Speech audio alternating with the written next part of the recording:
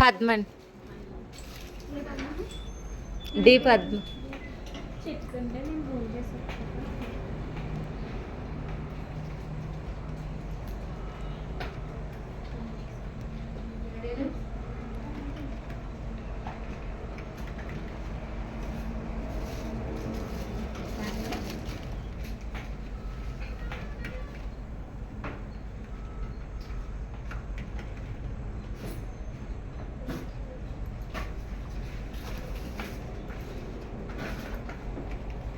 Bill వస్తుందమ్మా ఏదైనా ఏమ్మా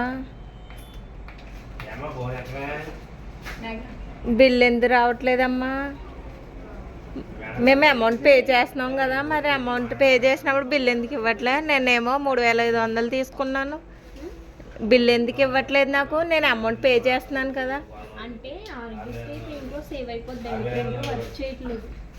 అదేంటి అప్పుడు మరి ఆరోగ్యశ్రీలో వస్తాయి ఇవన్నీ మెడిసిన్,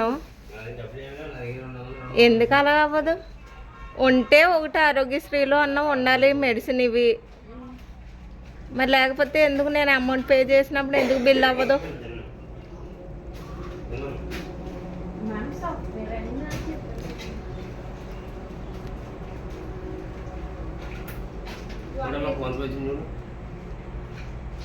ఫోన్ పే చేశారు.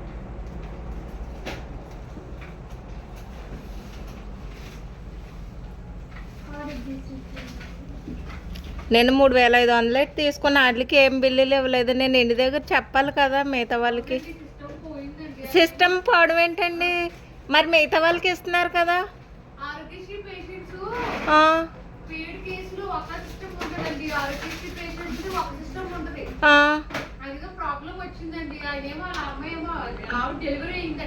అదేంటి?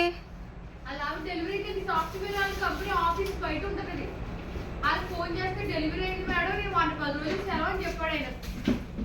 అందుకని నాకు అది సాఫ్ట్వేర్ ప్రాబ్లం ఉందని 10 రోజులు చేద్దామని ఆల్రెడీ 6 రోజులు అయిపోయిందండి. ఇంకా ఆరోగ్యశ్రీలో కలపడం ఎందుకు మేడం? మేము అమౌంట్ పే చేస్తున్నప్పుడు ఇంకా దానికి దీనికి సంబంధం ఏముంది? ఆల్రెడీ అప్లై అయిపోయింది కదా, మాకు అలానే వచ్చేస్తుంది. అది ఇప్పుడు ఓకే, ఒకసారి ఉండండి.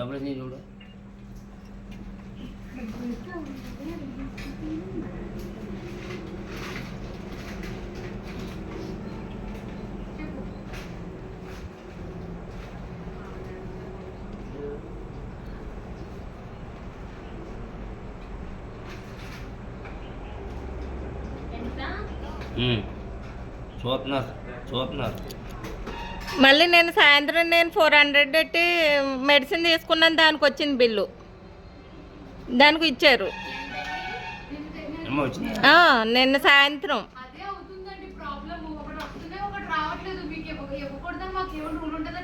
ఇవ్వకూడదని కాదండి. ఇప్పుడు ఉండండి ఒకసారి, ఇప్పుడు మా వెయిట్ ఒకసారి ఉండండి. అది నాకెలా తెలుసు? సార్ని కదా అడగాలి ఎప్పుడు డిశ్చార్జ్ అయ్యేది. ఇప్పుడు మా అన్నయ్య అమౌంట్ ఒకసారి ఉండండి, వింటాను.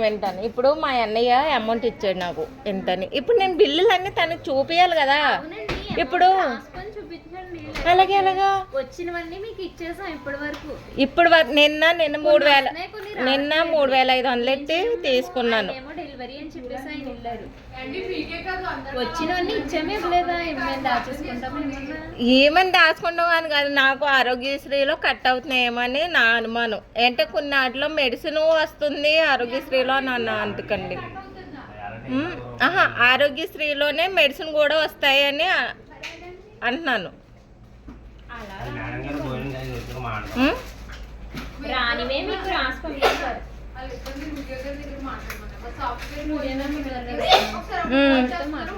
సరే మాట్లాడుతుండండి.